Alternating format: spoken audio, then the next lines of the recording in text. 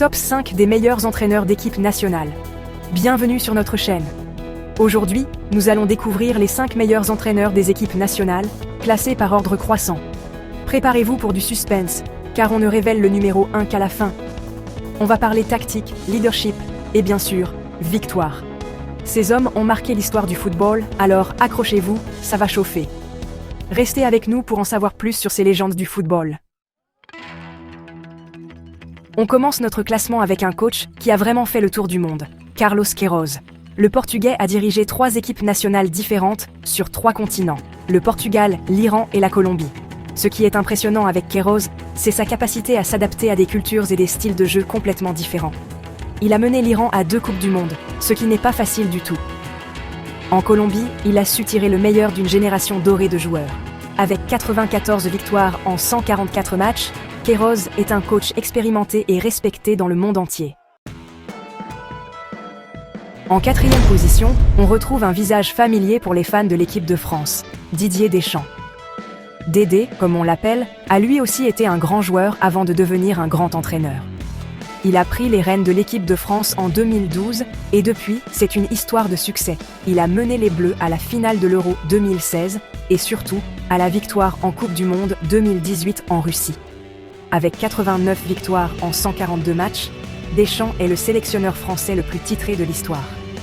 Il est connu pour sa rigueur tactique et sa capacité à créer un véritable esprit d'équipe. Chapitre 3. Numéro 3. Luis Felipe Scolari, l'architecte brésilien. On monte sur le podium avec un coach légendaire, Luis Felipe Scolari. Felipão, comme on le surnomme au Brésil, est un véritable monument du football. Son plus grand exploit ? Avoir mené le Brésil à la victoire en Coupe du Monde 2002, bien sûr. Scolari, c'est un coach passionné, charismatique, qui n'a peur de rien. Il a dirigé le Brésil à 2 reprises, mais aussi le Portugal, avec qui il a atteint la finale de l'Euro 2004. En club, il a remporté la Copa Libertadores avec Grêmio et Palmeiras. Au total, Scolari, c'est 134 victoires en 211 matchs. Un palmarès impressionnant qui fait de lui l'un des entraîneurs les plus respectés de sa génération.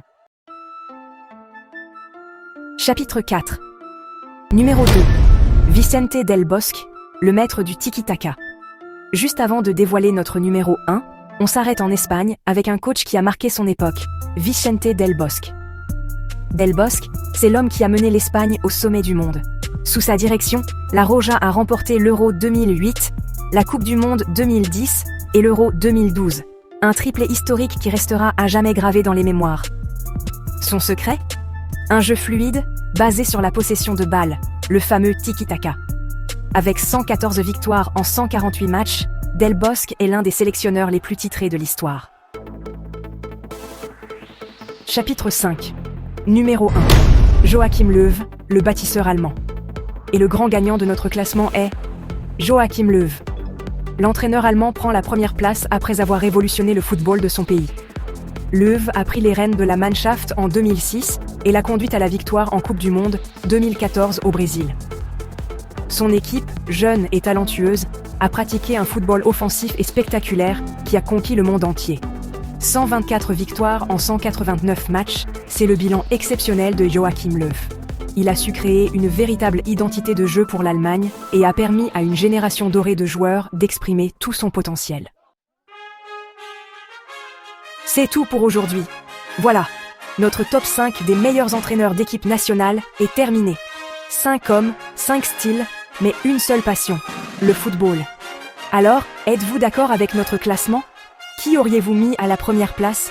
Dites-le nous dans les commentaires. N'oubliez pas de liker, commenter et vous abonner pour plus de contenu sur le football. À la prochaine.